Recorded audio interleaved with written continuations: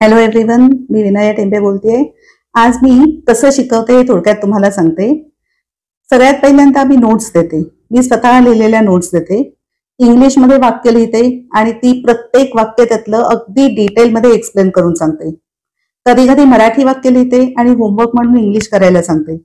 मग इंग्लिश केल्यानंतर दुसऱ्या दिवशी प्रत्येकाला वाचायला सांगून प्रत्येकाचं काय त्याच्यात सुधारणा करायला हवी हे डिटेल परत सांगते।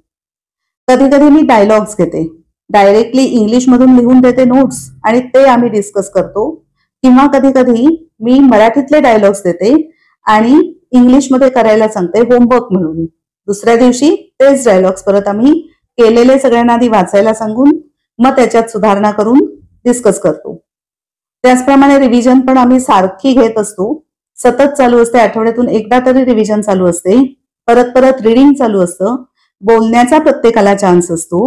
अशा पद्धतीने साधारणपणे मी माझे इंग्लिश क्लासेस घेते।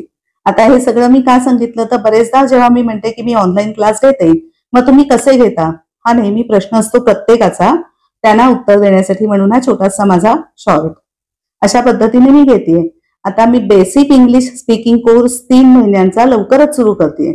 जर तुम्हाला इंटरेस्ट असेल तर संपूर्ण माहिती शॉर्टच्या खाली दिलेली आहे, ती जरा पहा आणि जर असेल तर मला व्हॉट्सअप करा।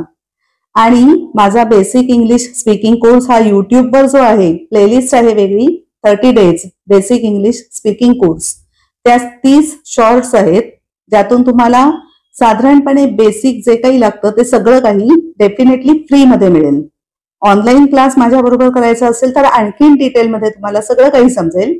फक्त त्यासाठी माझी मग फी आहे ऑफकोर्स, कारण तो मी ऑनलाईन स्वतः घेणार आहे फेस टू फेस। थँक्यू।